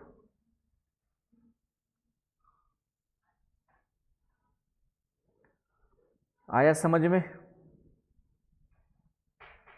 इसके अलावा नेचुरल रिजर्व्स और भी नेशनल पार्क ये हो गया, अभ्यारण्य हो गया, बर्ड अभ्यारण्य में सब आ जाएंगे, बर्ड वर्ड सब, बॉटनिकल हो गया है ना। इसके अलावा जेनेटिक संसाधन केंद्र, genetic processing centres, genetic processing centres लिख लो, जेनेटिक संसाधन केंद्र,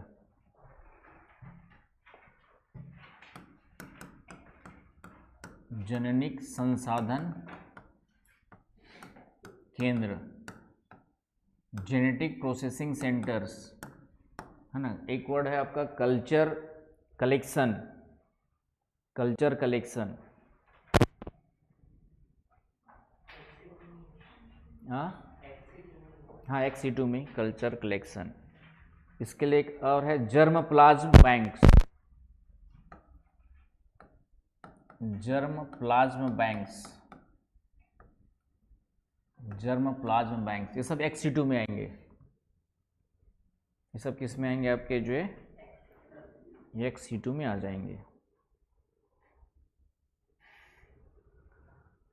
आ गई बस समझ में।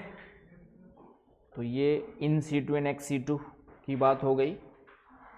क्वेश्चन यहाँ पे आएगा इन situ मेथड क्या, XC2 क्या, एग्जांपल्स देगा, प्रीलिम्स में एग्जांपल पूछेगा कौन सा क्या है। तो मेरे ख्याल से कॉन्सेप्ट क्लियर होगा तो निकाल लोगे अब, है ना, जितने भी। अब यहाँ पे थोड़ा सा हम लोग तीनों में डिफरेंस, नेशनल पार्क क्या होते हैं, बायोस्फीयर रिजर्व क्या होते हैं, और आपका वाइल्ड लाइफ सेंचुरीज क्या होती है, तीनों के बारे में डिफरेंस थोड़ा सा पता होना चाहिए, तीनों के बारे में डिफरेंस भी पता होना चाहिए।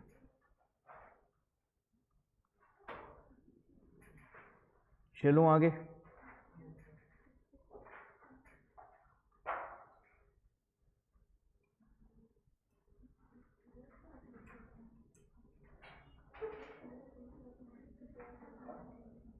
क्या हुआ, तो तीनों में क्या क्या अंतर है बताओ भाई।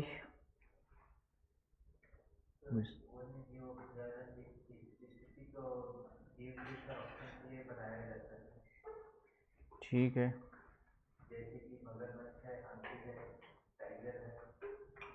ठीक है। तो इसमें जो अभयारण्य है ये किसी विशेष प्रजाति के संरक्षण के लिए बनाए जाते हैं,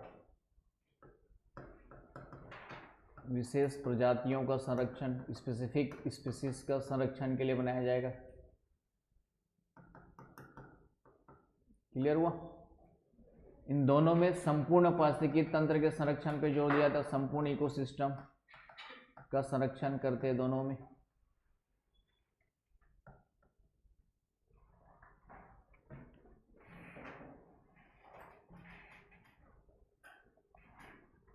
क्लियर हुआ। दूसरा,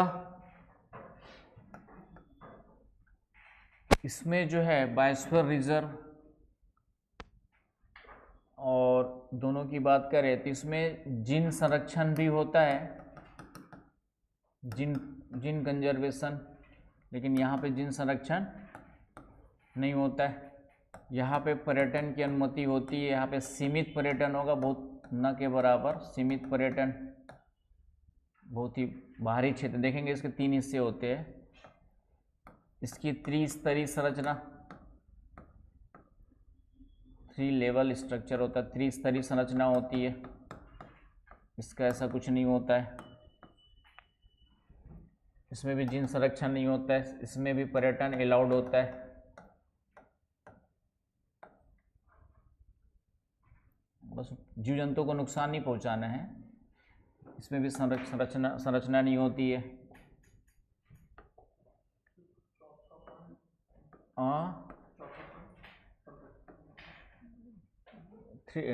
थ्री लेयर स्ट्रक्चर, इसका पढ़ेंगे। 3 लेयर स्ट्रक्चर होता है आपका जो है।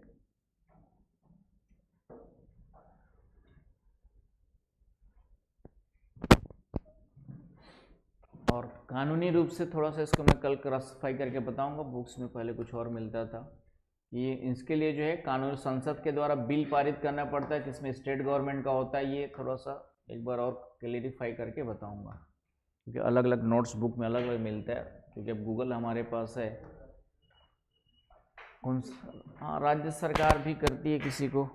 ठीक है, जिसको देखते हैं इसमें लीगल क्या है, इसको थोड़ा सा कल देख के क्लियर करके बताऊंगा। कानूनी स्थिति क्या है इसकी जो है, इसके लिए पार्लियामेंट या सेंट्रल गवर्नमेंट या स्टेट गवर्नमेंट क्या रोल प्ले करते हैं, है ना। ये हो गया, ये अलग से देखेंगे। बाकी इसके अलावा जो है इसमें अध्ययन और अनुसंधान भी इसका उद्देश्य होता है। ये जो बायोस्फीयर रिजर्व है इसका अध्ययन और अनुसंधान, है ना। अध्ययन अनुसंधान मतलब रिसर्च, और तुम लोग को जैसे पढ़ाना लिखाना हो, कुछ बताना हो जानवरों के बारे में, तो कहाँ ले जाएंगे हम लोग? Biosphere reserve. Research and education के लिए इसका यूज किया जाता है आपका, है ना। इसमें वैसे कुछ विशेष नहीं है अध्ययन के हिसाब से अलग से। तो ये सब डिफरेंसेस है, बस एक कानूनी स्थिति देखेंगे इसमें कि नेशनल पार्क्स किसके द्वारा बनाए जाते हैं। और ठीक है, national parks formed, formation process.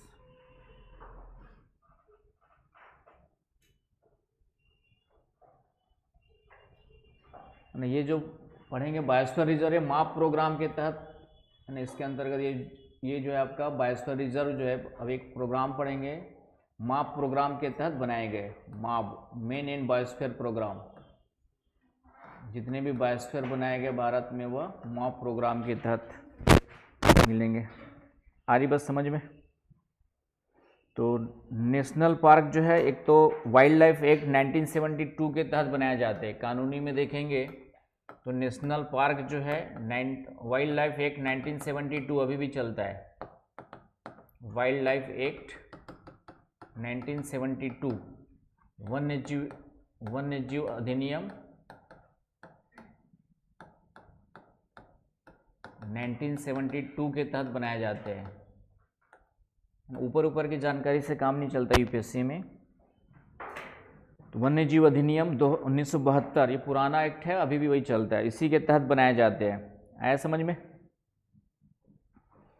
तो इसके लिए सबसे पहले जो है राज्य वन विभाग द्वारा क्षेत्र की पहचान की जाती है। नेशनल पार्क के लिए कौन से एक्ट के तहत बनाए जाते हैं आपके? जो वाइल्ड लाइफ एक्ट 1972। इसमें क्या होता है, स्टेप्स क्या क्या होते हैं? तो सबसे पहले तो राज्य के वन विभाग द्वारा स्थान का चयन किया जाता है। राज्य के वन विभाग के द्वारा क्षेत्र का चयन, किसको डिक्लेयर करना है, नहीं करना है, क्षेत्र का चयन किया जाता है। Selection of region, area, identification of area. आया समझ में? तो डेफिनेटली जहाँ पे जैव विविधता ज़्यादा होगी, जीव जंतु ज़्यादा होंगे, इकोसिस्टम के लिए इम्पोर्टेंस होगा, उसी को चयन करेंगे, है कि नहीं।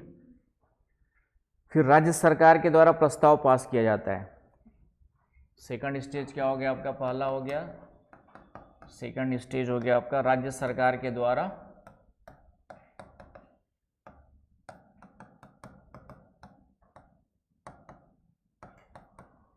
प्रस्ताव पास। प्रस्ताव पास का मतलब है कि राज्य विधानमंडल में, स्टेट लेजिस्लेचर में। आया समझ में? State government prepares a proposal. प्रस्ताव पास नहीं होता, प्रपोजल भेजता है। स्टेट गवर्नमेंट क्या करता है आपका? प्रस्ताव भेजता है, किसके द्वारा? आपका मिनिस्ट्री ऑफ एनवायरमेंट एंड क्या बोलते हैं आपका, फॉरेस्ट एंड क्लाइमेट चेंज को, पर्यावरण वन जलवायु परिवर्तन मंत्रालय को।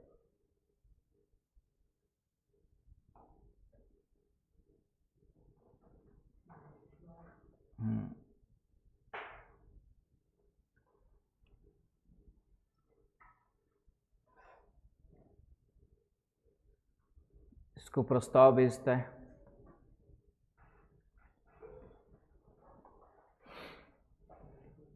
फिर जो भी उस क्षेत्र में लोग रहते हैं उनको कुछ मुआवजा देना है, पुनर्वास कराना है, ठीक है, तो वो अलाउड होता है, मतलब उसको जो है वहाँ से उनको हटाया जाता है कि नहीं। हालांकि वहाँ पे जो नेशनल पार्क वगैरह में जनजाति वगैरह जो होते हैं उनको थोड़ा बहुत लकड़ी वकड़ी चुनने उनने का अधिकार होता है, घूम फिर करके शिकार विकार नहीं कर सकते, जंगल वंगल नहीं काट सकते, लेकिन नेचुरली गैदरिंग कर सकते हैं, मतलब कुछ फल फूल मिल रहे हैं तो उसको गैदरिंग कर सकते हैं, लकड़ी वकड़ी चुन सकते हैं नेशनल पार्क वगैरह में। बायोस्फीयर रिजर्व में ऐसा नहीं होता है।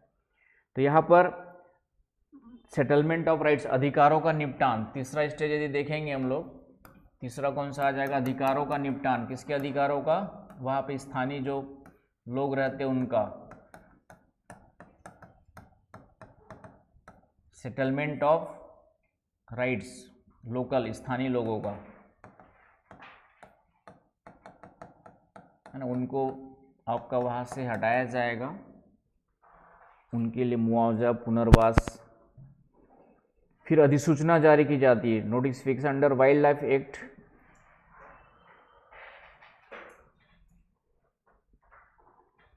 अधिसूचना जारी की जाती है।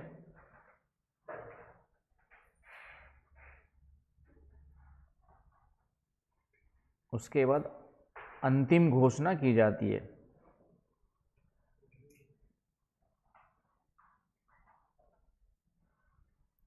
तो कहने का मतलब संसद वगैरह में इसको पूरा का पूरा बिल पारित वगैरह करके घोषणा की जाती है। तो दोनों में पार्लियामेंट्री, बायोस्फीयर रिजर्व में भी लगभग यही प्रोसेस रहता है। आया समझ में? बायोस्फीयर रिजर्व वगैरह में भी लगभग यही प्रोसेस रहता है। संसद में बिल पारित करना पड़ता है।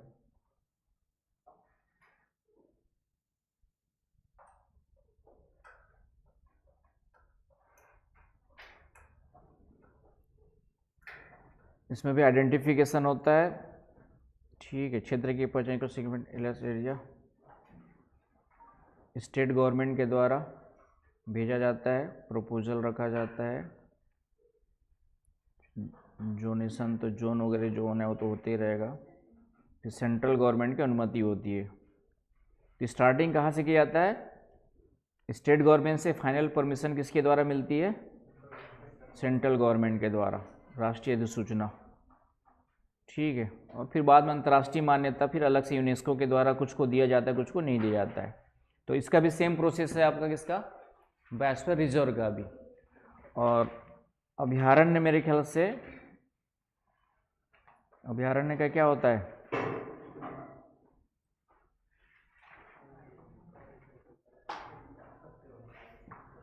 सेंचुरीज प्रोसेस, सेंचुरी वाला वाइल्ड लाइफ अभयारण्य सब 1972 के तहत ही होता है, स्टेट फॉरेस्ट डिपार्टमेंट के द्वारा, ठीक। अभयारण्य के लिए स्टेट फॉरेस्ट डिपार्टमेंट के द्वारा देखा जाता है, state forest department.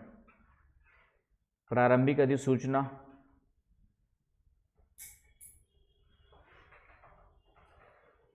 Settlements rights,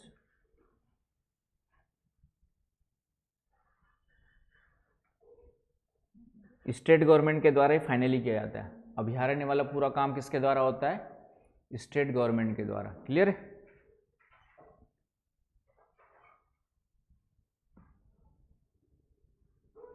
बाकी दोनों में नेशनल गवर्नमेंट का भी इन्वॉल्वमेंट होता है। क्लियर हो गया? तो दोनों का कोऑर्डिनेशन होता है, दोनों में, नेशनल पार्क और बायोस्फीयर रिजर्व में स्टेट गवर्नमेंट से शुरुआत होती है, फाइनली परमिशन देने की अनुमति किसकी होती है, सेंट्रल गवर्नमेंट की। और ये स्टेट गवर्नमेंट के तहत ही जो है फॉरेस्ट डिपार्टमेंट, स्टेट का फॉरेस्ट डिपार्टमेंट क्या करेगा, आपका इनिशिएट करेगा। लिख लिया?